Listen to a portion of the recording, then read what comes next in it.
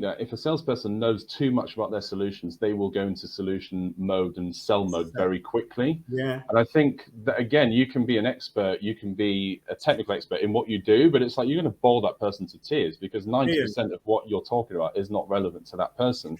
And you need to focus 90% of the conversation on their problems, bring in 10% of your solution further down the line, which will solve that problem. It's not rocket science, right? But I think salespeople get tied up in knots. They get all of these things like tech stacks that are coming out of their ears. They're just confused and bewildered. They don't really understand how to communicate as a normal human being. It's just rabbit in the headlights. That's what I just think there's too much sometimes for them to think about. Well, go on, Pritha. You wanted to say something? Go on, Pritha.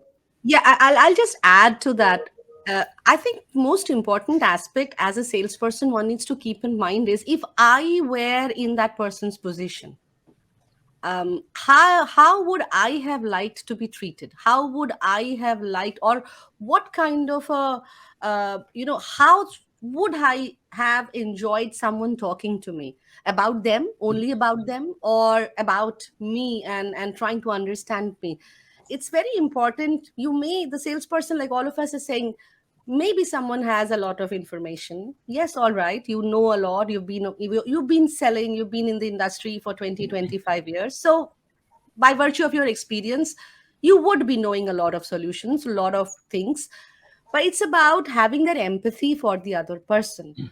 Are you listening to them with that empathy, or are you listening to them so that you can counter their point and immediately present one solution of yours, or immediately try to fix something for them? I think that difference also creates a lot of engagement because the other person feels very valued. Look at it this way, Leon, yesterday in your session you also spoke about treating your employees as your internal customers. Now understand, your internal customers who are your employees, you are actually paying them, and yet they don't stay with you. They can become disloyal and they are leaving while you are paying them. Now with an external customers, you expect them to pay you.